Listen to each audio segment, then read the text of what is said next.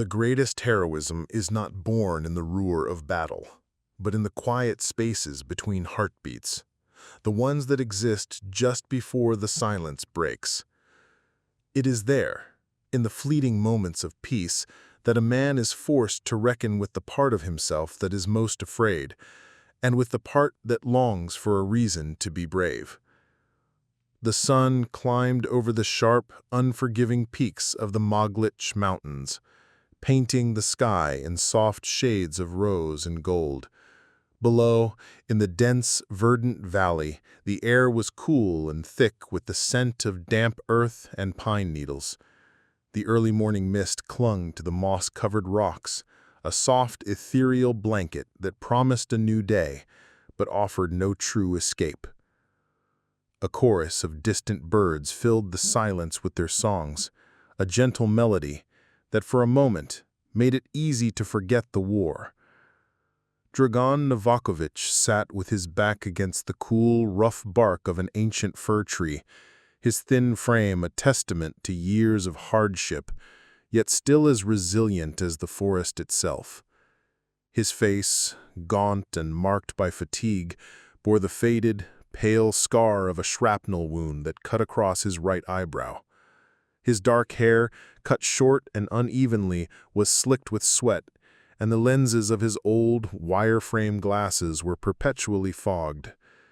He was right-handed, and his fingers, long and nimble, traced intricate, meaningless patterns in the dirt, a restless habit from his days as a watchmaker a lifetime ago. He saw a new crack in his glasses and felt a familiar sharp pang of anxiety. They were his only pair, a fragile link to a past where clarity was something taken for granted. He felt a sense of unease settle in the hollow of his chest. This peace felt false, like a borrowed dream. Every breath of clean mountain air felt like a lie, a whisper of a future that seemed to recede with every passing day. He closed his eyes, his mind replaying the faces of his family, their smiles fading into the static of memory. He had not fought for an ideology, but for a simple, burning vengeance, a debt he felt he could never repay.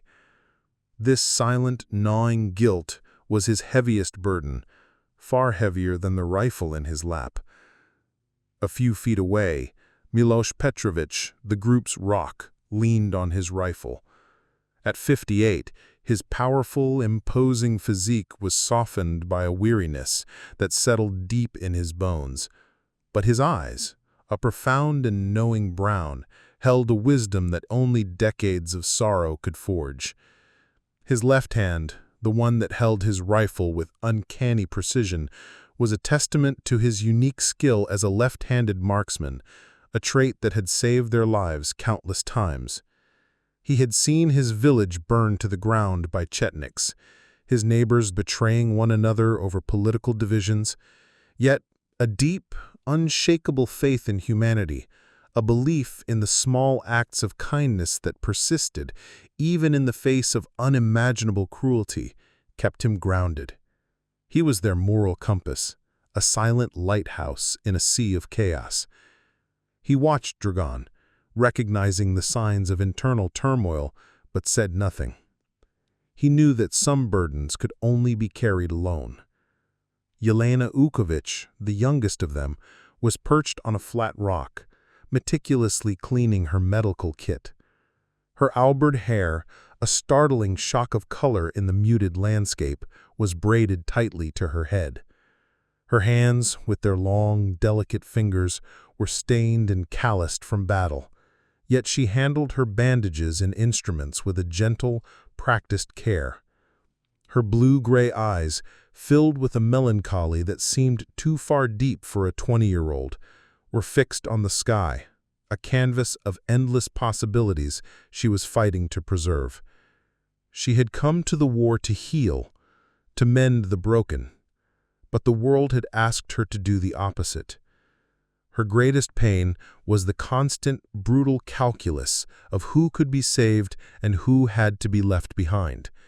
She felt the irony of her presence deeply, a healer in the landscape of endless wounds. Ivan Kovacevic, the pragmatic heart of their small group, was sharing a flask of water with Dragan. His broad shoulders, a reminder of his time as a miner, filled out his uniform, and a wide, easy smile often found his way to his lips, though it rarely reached his eyes. A subtle hearing problem made him lean in slightly to hear, but it was compensated by a keen visual perception, a watchful gaze that missed nothing. He was the one who could find humor in the darkest moments, a self-appointed jester who carried the weight of their spirits, hiding his own sorrow in a well of deep silence. He noticed the tension in Dragan's shoulders, the way his jaw was clenched. "A bit of water won't kill you, old friend," he said, his voice a low rumble. "Save your strength for when the real work begins." He took a long drink, the cold liquid a brief, sharp shock against the warmth in his throat. Suddenly, the tranquility shattered. The air grew still, the bird-song ceasing as if a heavy curtain had dropped. The sound was not the crack of a rifle or the distant thunder of artillery, but the soft whisper of leaves rustling as a lone runner, a young boy from a neighboring unit, burst through the thicket. He was panting, his face pale with terror. He stumbled, falling to his knees before them, his uniform soaked in sweat and a deep gash on his arm weeping blood.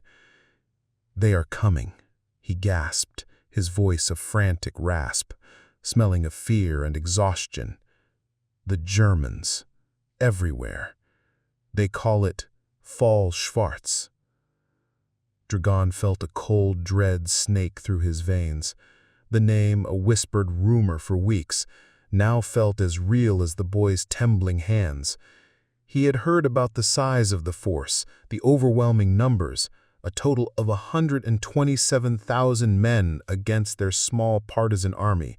It was not a battle they could win, but an encirclement, a hunt. The world shifted. The serene mountains and tranquil river valley, once a sanctuary, now felt like a cage. Every tree was a potential hiding place, every rock a tomb. The air itself seemed to grow heavy with the promise of violence, the peaceful scent of pine now mixed with the metallic tang of blood from the boy's wound.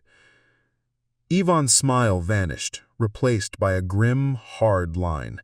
Milosh's hand tightened on his rifle.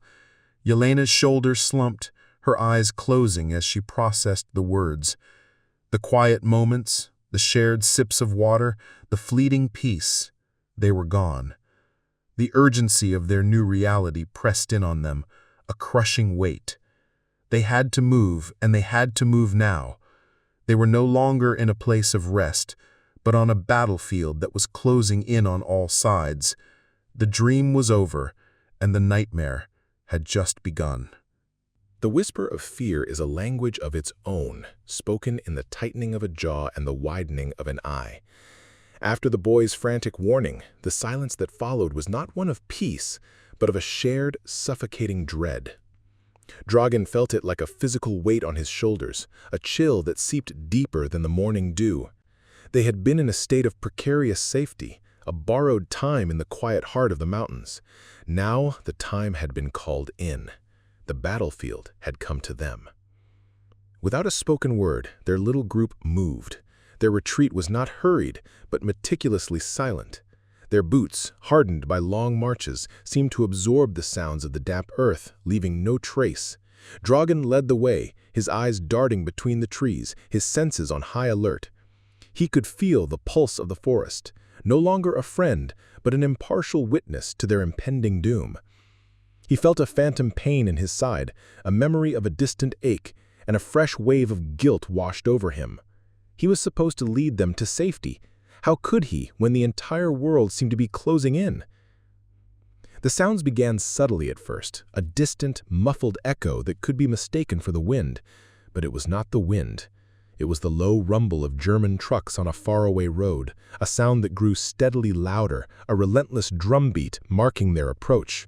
It was a mechanical beast in a natural world. Ivan, with his keen hearing, would occasionally pause and lean his head, his face a mask of concentration. Miloš, ever the wise old soldier, gave a low signal with his hand for them to descend further into the dense thicket, away from any potential line of sight. Yelena, on the other hand, was an anchor of unsettling calm. Her movements were fluid and precise as she navigated the treacherous terrain, her focus on the trail ahead. She had traded her idealism for a steely resolve. Her pain was not in the past, but in the future, in the faces of the wounded she would not be able to save. She saw the war as a virus, and she was a tiny, inconsequential cell trying to fight it from within. She looked at Dragan and saw his internal struggle, the way his jaw was perpetually tight, and she wanted to reach out, to offer a word of comfort, but the air between them was as thick with unspoken things as it was with the scent of pine. The German threat, though terrifying, was expected. It was the other, the more intimate terror that began to twist the knife in Dragan's gut. As they moved along a rocky outcrop, Dragan found a piece of cloth, tied to a low branch.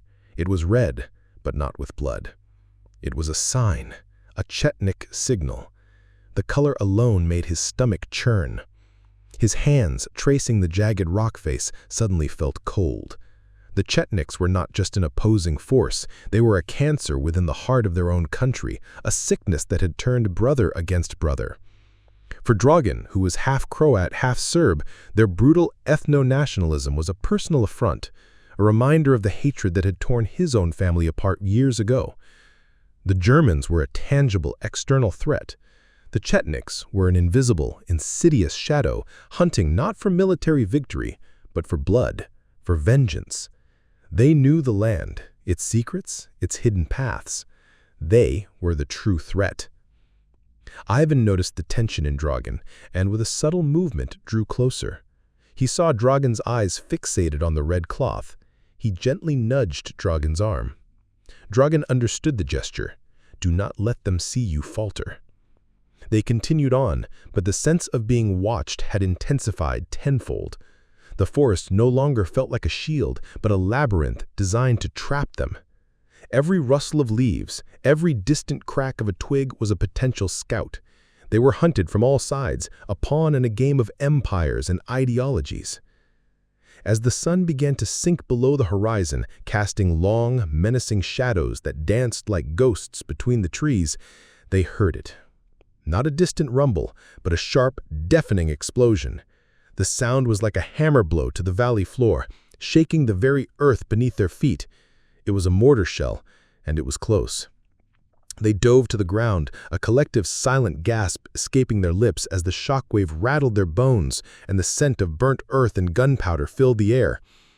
Debris rained down around them, leaves, branches, the acrid smell of burnt metal. The sound had come from a direction they were meant to be heading, and it was a grim warning. The Germans were closing the net. The Chetniks were the hunters in the dark, watching, waiting for them to make a mistake. The brief, fragile truce with the world was over. They were trapped, a tiny speck of defiance against a massive, coordinated force. The weight of their mission, a small piece of paper with vital information, felt impossibly heavy now.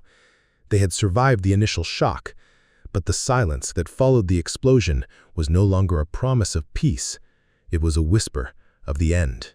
The silence that follows a sudden explosion is a living thing, a void that rushes in to fill the space where sound once was.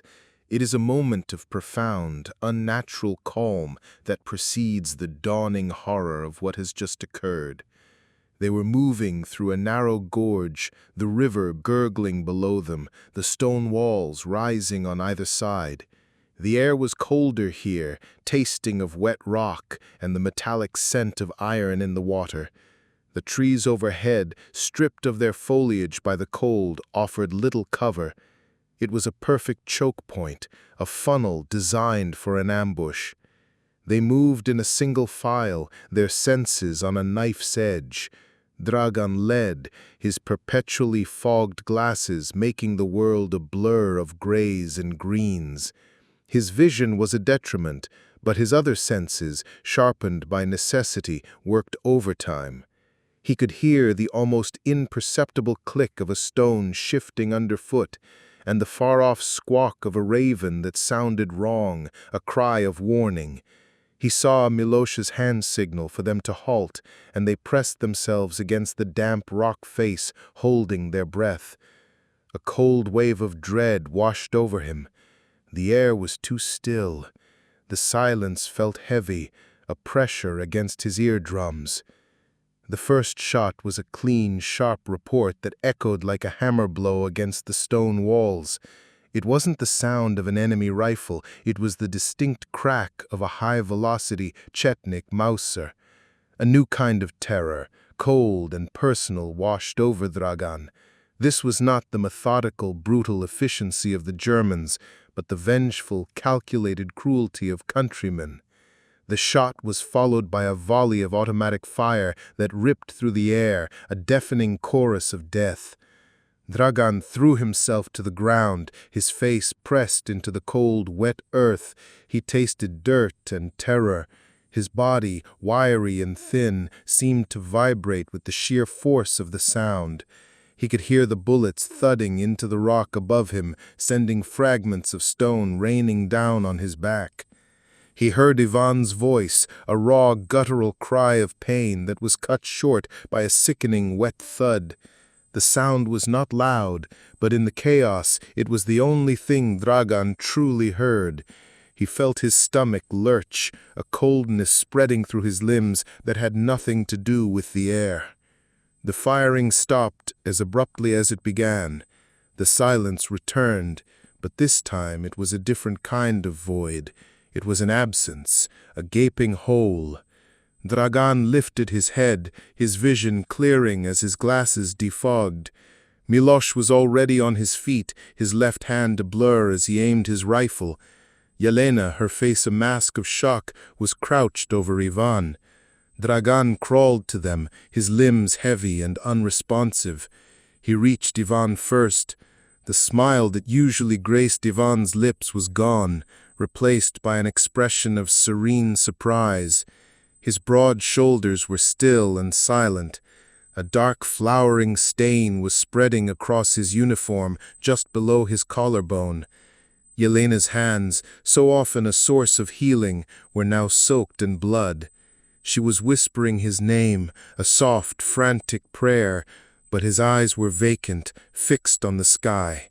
His mouth was slightly open, as if he had one last joke to tell, one last quip to share, but the words were stolen from him by the soundless abyss. The silence was deafening. Dragan didn't hear the river, the birds, or the distant rumbling of the German trucks. He only heard the echo of Ivan's last pained gasp. The war had taken so much, but Ivan had been different. He was the anchor, the one who carried their laughter, the one who found light in the blackest moments. Now he was just a body, a life extinguished by a coward in the shadows. Dragan reached out, his hand hovering over Ivan's chest, unable to make contact. The warmth that had been Ivan's life was already fading. A wave of crushing guilt slammed into Dragan, a brutal physical blow. He had been a watchmaker, a man who fixed intricate mechanisms. He had seen the Chetnik cruelty up close and had sworn to take revenge.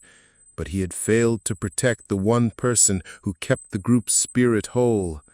The pain he had been carrying for his lost family, the guilt that festered in the deep recesses of his heart, now resurfaced with a vengeful force, fueled by Ivan's death. It was no longer a distant ache. It was a fresh wound, throbbing with every beat of his heart. Ivan's easy smile, the sound of his low, rumbling laughter, they were the very things Dragan had lost in his past. Ivan was the innocence he was supposed to protect, and he had failed. Miloš, his voice a low, gravelly whisper, ordered them to move. "We can't stay," he said, his gaze fixed on the dense forest on the opposite ridge. Yelena, her body trembling, silently nodded. She clutched the edge of Ivan's uniform, her knuckles white. With a shared look of grief and resolve, they left him. The act of leaving their fallen comrade felt like a betrayal, but this was war.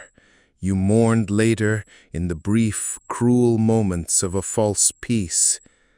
As they moved on, the cold dread was no longer a chill, but a raging fire in Dragan's gut. The easy, fleeting moments of humor were now replaced by a crushing silence.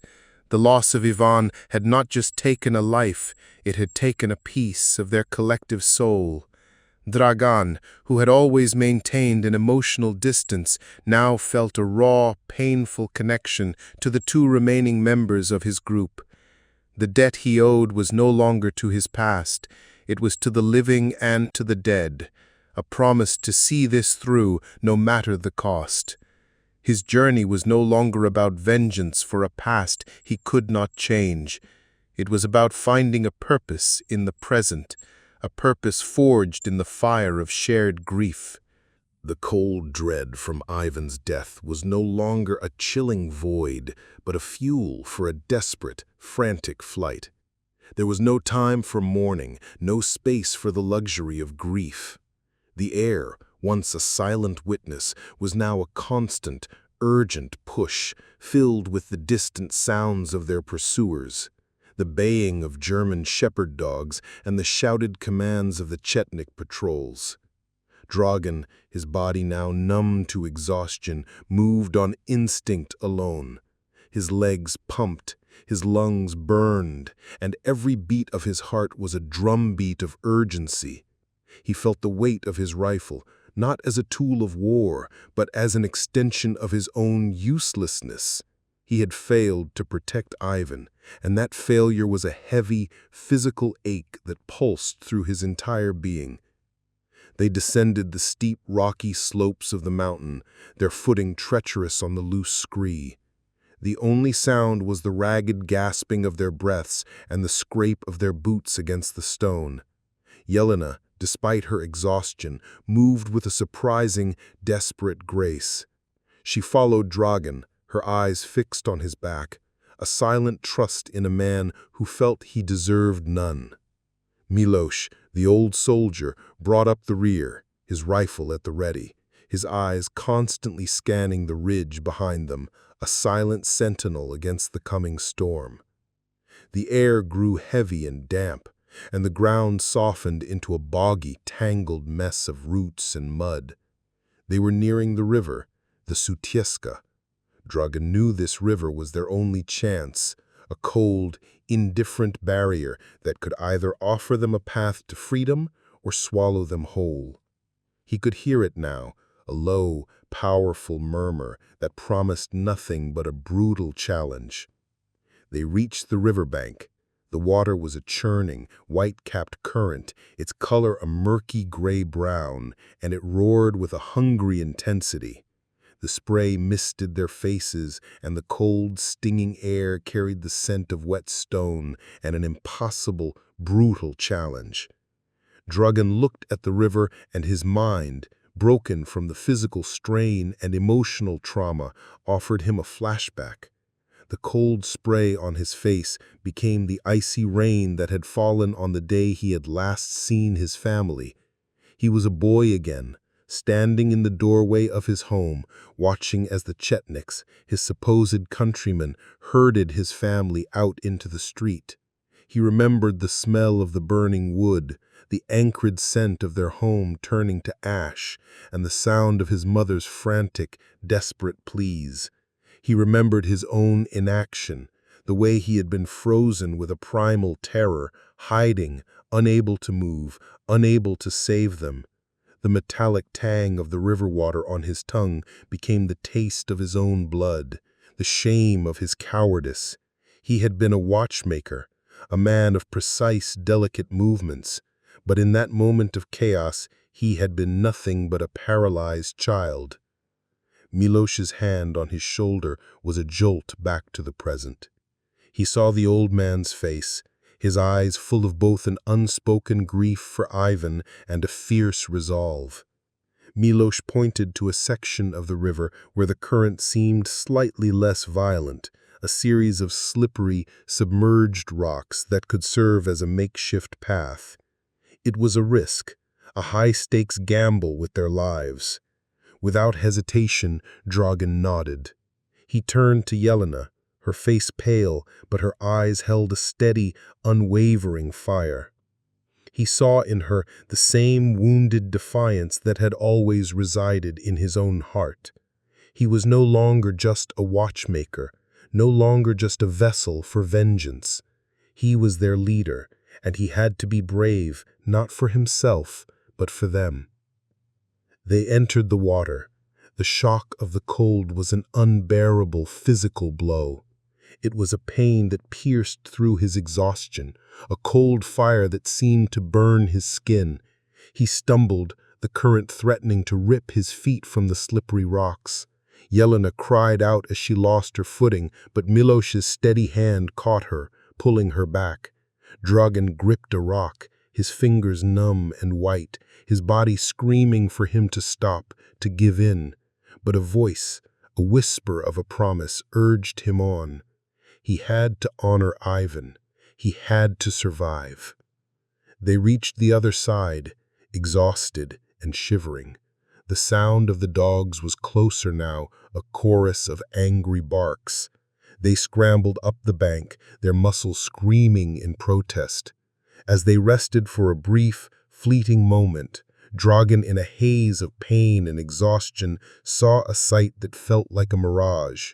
Up on a distant forested slope, a small group of partisans moved with a frantic, desperate energy. And among them, being carried on a makeshift stretcher by two men, was a figure whose face was a familiar, haunting image. It was Tito, his leader, the legendary commander, not as a symbol of power, but as a wounded man, vulnerable and human. The fleeting glimpse was a powerful reminder. No one was safe. The war was a brutal, indiscriminate force that broke even its most powerful leaders. The sheer vulnerability of their commander gave Dragan a renewed, painful surge of energy. Their mission was not just for a commander, but for a movement, a broken, bleeding collective that was fighting for its very existence. They moved on, the cold of the river still seeping into their bones. The loss of Ivan was now a physical presence among them, an empty space in their formation. But in the face of this overwhelming danger, in the quiet, shared understanding between Dragan, Miloš, and Jelena, a new kind of heroism was forged. It was not a grand, glorious act, but the simple, desperate decision to keep moving forward, to endure, to survive. The end was not in sight, but they were still breathing, and for now, that was a victory in itself. The air was thin, cold, and the constant companion to their exhaustion. The sound of pursuit was a drumbeat in the distance, a relentless reminder that they were not yet free. Dragan, Miloš, and Jelena pushed through the final desperate stretch of the encirclement. Their bodies were numb, their minds focused only on the next step, the next breath. They were no longer soldiers, but hunted animals, driven by a primal need for survival. The victory was no longer a matter of ideology or a cause. It was a desperate personal gamble for a future that seemed impossibly far away. They came to a final ridge, a high, wind-swept pass that overlooked a small, forested valley. Below them, they could see the faint glow of fires and the moving shadows of German troops, the last line of the cordon. It was a no-man's land, a final test of will. Dragan felt a metallic taste in his mouth, the iron of blood and exhaustion. He glanced at Miloš, the old man's face a mask of resolute weariness. He looked at Jelena, and a sharp pang of pain cut through him. Her face was pale, her eyes haunted, but a flicker of defiance, of stubborn hope, remained. Her auburn hair, now caked with dirt and sweat, seemed to absorb the last rays of the dying light. Miloš pointed to a narrow, hidden path that snaked down the side of the cliff, a treacherous descent but their only chance. "One at a time," he rasped, his voice a low, gravelly whisper. "I'll cover you." Dragan hesitated. He wanted to argue, to refuse, but he saw the finality in the old man's eyes. Miloš, the moral compass, the quiet rock of the group, was offering the ultimate sacrifice. He was giving them a chance to live, to carry their mission and their grief forward. Dragan swallowed hard and nodded. He turned to Yelena, the silence between them filled with a lifetime of unspoken things. He didn't have to say a word. She understood.